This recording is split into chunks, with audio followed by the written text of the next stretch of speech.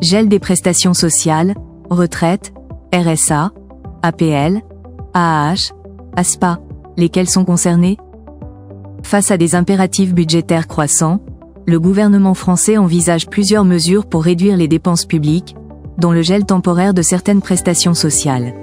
Cette décision suscite des inquiétudes parmi les bénéficiaires des aides telles que les pensions de retraite, le RSA, les APL, et d'autres allocations importantes pour les ménages à faible revenu.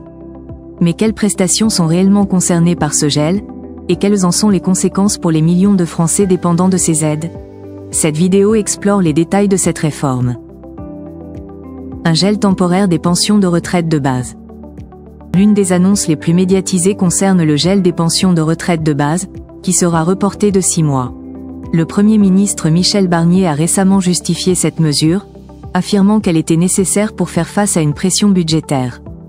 Selon ses déclarations, cette décision devrait permettre de réaliser des économies à hauteur de 4 milliards d'euros. Ce gel est certes temporaire, mais il affectera directement les retraités, pour qui l'inflation et la hausse du coût de la vie compliquent déjà la gestion des finances. Ce gel des pensions s'inscrit dans une volonté plus large de partage des efforts économiques. Toutefois, il a suscité un mécontentement notable, d'autant plus que les retraités, souvent considérés comme une population vulnérable, se voient privés d'une revalorisation pourtant attendue. Le RSA et les APL également dans le viseur. Outre les pensions de retraite, d'autres prestations sociales sont potentiellement concernées par ce gel. Le revenu de solidarité active, RSA, et les aides personnalisées au logement, APL, figurent parmi les aides qui pourraient voir leur revalorisation repoussée. Le gouvernement n'a pas encore confirmé de manière définitive la portée de ces mesures, mais l'idée de geler temporairement ces aides est bien présente dans les débats actuels. Le gel du RSA aurait un impact direct sur les ménages les plus modestes, déjà fortement exposés à la précarité.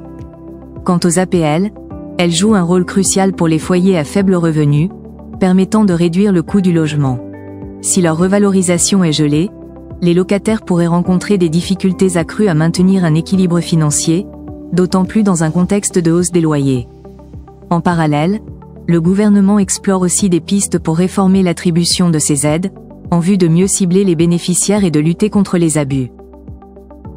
Qu'en est-il des autres prestations sociales?